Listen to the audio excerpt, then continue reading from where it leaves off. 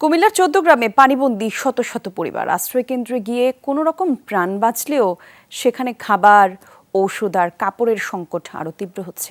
এখনও দেখানি সরকারি কোনো সাহায্যের। বেসরকারি উদ্যোগে অনেকে সেসব এলাকায় যাওয়ার চেষ্টা করলেও এখনও পৌঁছাতে পারছেন না।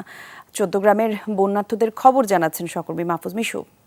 ২৫০টিরও বেশি ডিজাইন অপশন নিয়ে ওয়ালটন স্মার্ট ফ্রিজ, বোঝে আপনার প্রয়োজন।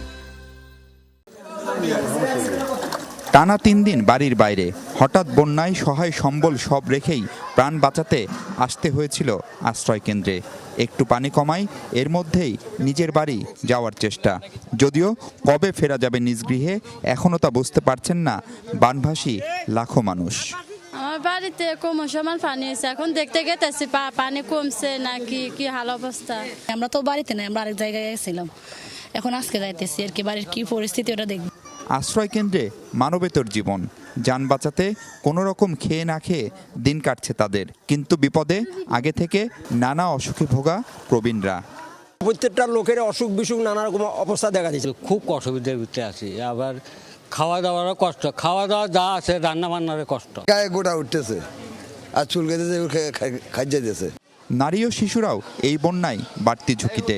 সহায় সম্বল সব হারিয়ে একেবারে নিঃস্ব তাদের কেউ কেউ। অনিশ্চিত ভবিষ্যতের চিন্তায় সময় যেন কাটে না তাদের। ভালো নাই ভাই, স্বামীও নাই, 4টা বাচ্চা লোক কষ্টে আছে। ধান চাল সব অনেক পাশে গরু গুনি আনছে, মানুষের যাই আর কিচ্ছু বলতে পারে না।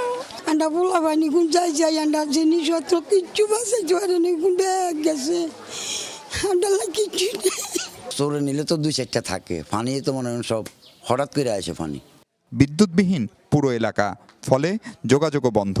এরই মধ্যে শুরু হয়েছে চর্মরোগ, পেটের পীড়ার মতো নানা অসুখের প্রকোপ।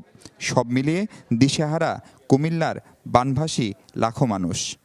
3 দিন ধরে বিদ্যুৎ নাই এবং আমার ঘরের ভিতরে অলরেডি এখনো 4 ফুটের উপরে পানি আছে।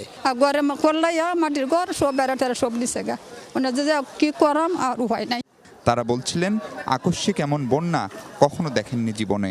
এমন বিপদে সবার সহযোগিতা চান ভুক্তভোগীরা।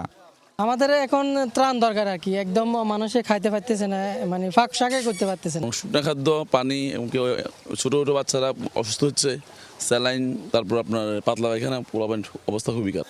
বেসরকারি উদ্যোগে যে ত্রাণ দেওয়া হচ্ছে তাও গহীন এলাকায় পৌঁছায়নি বলে অভিযোগ এসব মানুষের। বন্যার পানি হয়তো খানিকটা কমতে শুরু করেছে, কিন্তু ক্ষতগুলো ক্রমশ স্পষ্ট হচ্ছে।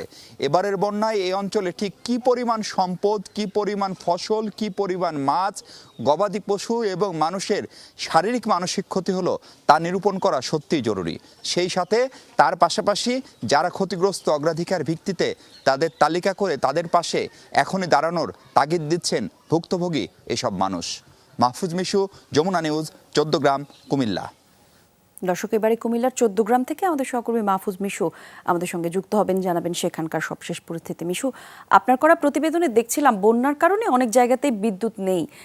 নিশ্চয়ই এই বিষয়টা আরও দুর্ভোগ বাড়িয়েছে সেখানকার মানুষের। এই যে কঠিন যে পরিস্থিতি তৈরি হয়েছে, এটা মোকাবেলার উদ্যোগ নেওয়া হচ্ছে কিনা কোনো? বিদ্যুৎহীনতার যে গল্পটি সেটি আসলে গত 4 দিনের গল্প, এবং একটু আগে দেখলাম যে অন্তর্বর্তীকালীন সরকারের যিনি বিদ্যুৎ ও জ্বালানি উপদেষ্টা ফাউজুল কবির খান তিনি একটি ব্যাখ্যা দিয়েছেন। মূলত পানিতে যেন দুর্ঘটনা না ঘটে সেজন্য বিদ্যুৎ সংযোগটি বন্ধ করা হয়েছে। আমরা এখন একটি প্রত্যন্ত গ্রামে আছি এবং যদি দেখেন যে এখানে বাংলাদেশ সেনাবাহিনীর 2টো স্পিড বোটে করে কেন্দ্রীয় পুলিশ অর্থাৎ রাজারবাগ পুলিশ লাইন থেকে একটি প্রতিনিধি দল এসছে, তারপর কুমিল্লার বার্ড এবং সহায়তা নিয়েছিলাম। সেটার জন্য মানুষের কি উপচে পড়া ভিড়। কারণটা হচ্ছে যে এই এলাকায় বা এরকম দুর্গম এলাকায় আসলে শিক্ষার্থীদের পক্ষে বা সাধারণ মানুষের পক্ষে ত্রাণ পৌঁছে দেওয়া একটু কঠিন। সেই কাজটি কিন্তু গত 3-4 দিন হয়নি। এরই মধ্যে কিন্তু শিক্ষার্থী আন্দোলনের যারা সমন্বয়ক তারা কুমিল্লা এসেছেন, তারা স্থানীয় প্রশাসনের সঙ্গে বৈঠক করেছেন এবং করে একটা সিদ্ধান্ত হয়েছে যে কোন কোন এলাকাগুলোতে এই কাজগুলো করা উচিত এবং সেই কাজগুলো হয়তো কালকে থেকে শুরু হবে এবং সেটা একটি ম্যাপিংও করা হচ্ছে। আমরা বারবারই যেটা বলছিলাম যে এই যে ধরেন প্রায় সন্ধ্যা লাগোয়া এই পুরো এলাকায় এখনো বিদ্যুৎ বিচ্ছিন্ন, ফলে এখান থেকে আমরা দেখলাম যে ছোট ছোট মোমবাতি, হয়তো সেটি খুব বড় কাজে দিবে না কিন্তু সেটিও একটি ন্যূনতম ব্যাকআপ হিসেবে হয়তো কাজ করছে, সেই কাজটি করা হচ্ছে। ফলে আমরা ত্রাণ বিতরণের ক্ষেত্রে যেটা দেখছি যে এখানেও কিন্তু স্থানীয় সমন্বয়ক যারা আছে, বিশেষ করে ঢাকা বা কুমিল্লার বিভিন্ন